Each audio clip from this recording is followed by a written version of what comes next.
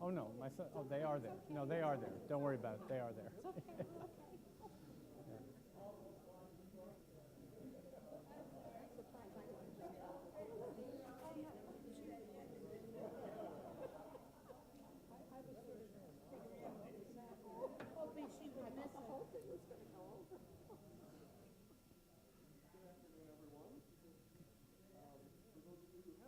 Room before today.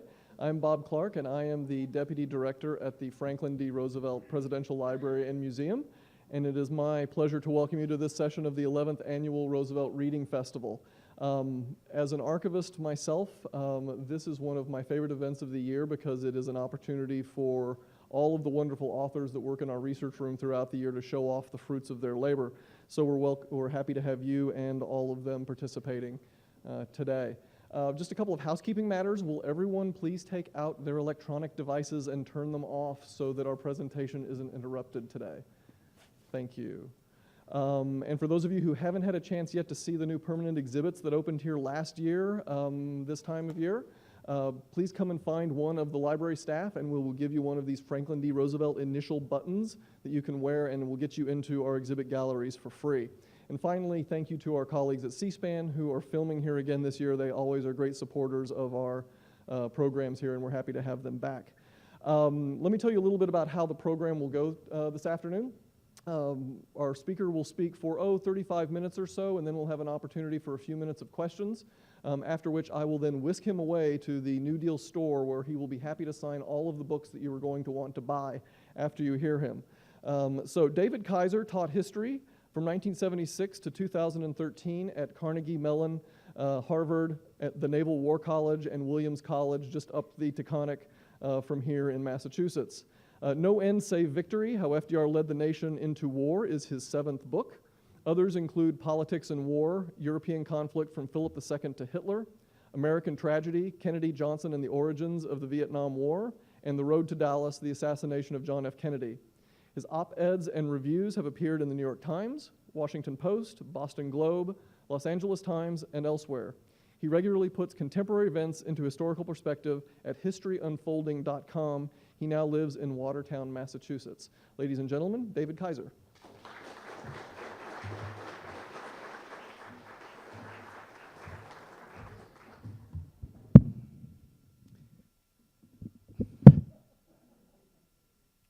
Thank you very much for that kind introduction, and thank you all for coming. I tried to do two different things in No End Save Victory. To begin with, it focuses on 18 especially critical months in American and world history, namely from about May 1940 until December 1941. But it also tries to put them within a much broader context of U.S. history. Specifically, the book is about how Franklin Roosevelt and his administration reacted to the world crisis, and specifically to the fall of France and the threatened fall of Great Britain in May 1940. Those events faced the United States with a truly critical situation in the short and medium run, demanding an immediate response. The world situation only became more complicated and more fraught over the next 18 months, but meanwhile, Roosevelt and his collaborators reached and began to implement a series of decisions such that by the time of Pearl Harbor, they were in a position not only to fight, but to win the Second World War within only 3.5 years. And I'm going to spend most of my time talking about that. But more broadly, No End Save Victory is about the role of Roosevelt and his whole generation in shaping American and world history and really creating the world in which everyone in this room has been privileged to spend our whole lives. I put this story within the context of a cyclical theory of history. It is a fact that at least since the 18th century, the history of the United States and really of the whole North Atlantic world has been punctuated every 80 years by a great crisis that has put an end to an old order and created a new one. In the late 18th century, that crisis included the American and French revolutions and gave birth to modern democracy.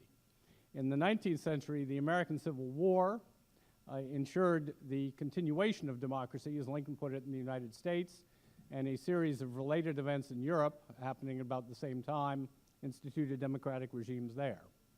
The great crisis of the 20th century, of course, involved the Depression and the Second World War, and for some time now we have been living through the fourth great crisis in our national life here in the 21st century.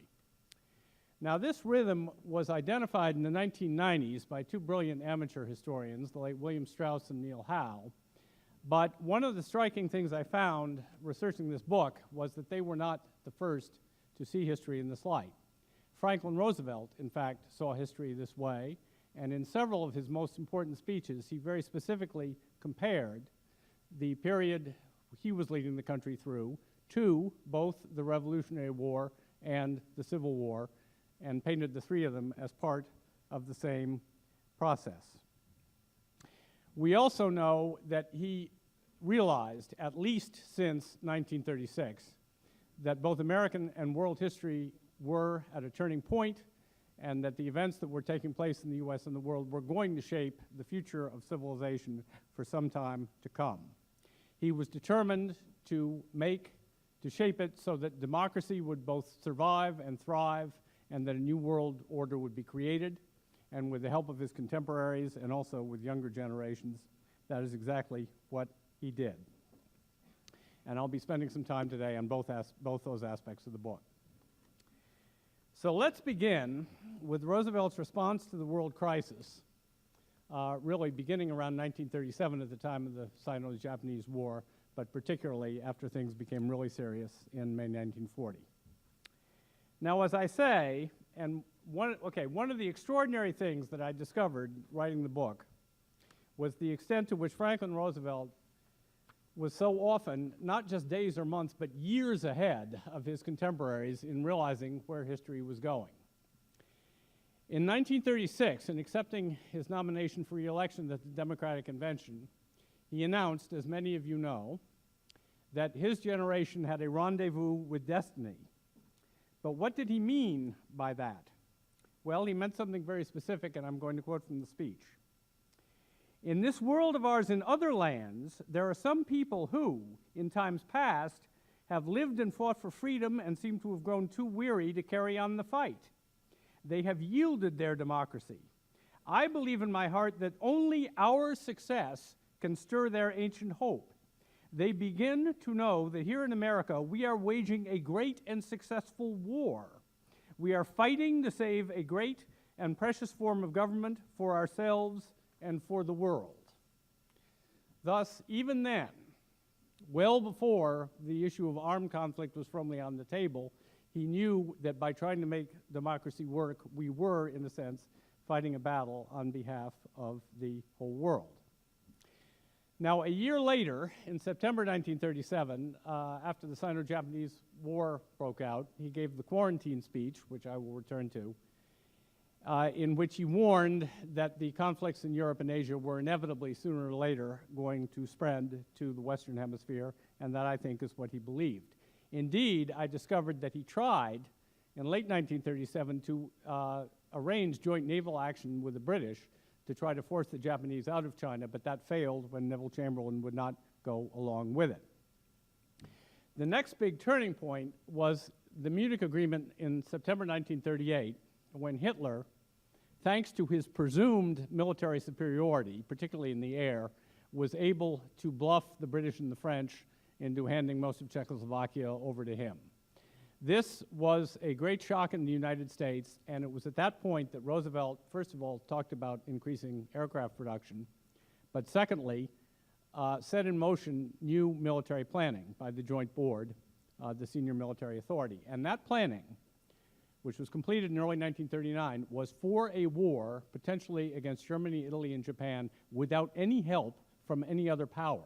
In other words, they were already preparing for the situation in which Hitler might have defeated Britain and France.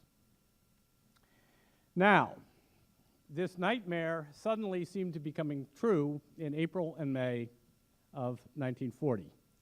First, the Germans, under the nose of the British Navy, not only occupied Denmark, but managed to seize Norway, something which, according to the traditional rules of warfare, they shouldn't have been able to do, since the British had sea supremacy, but they used air power to negate that. Then came the invasion of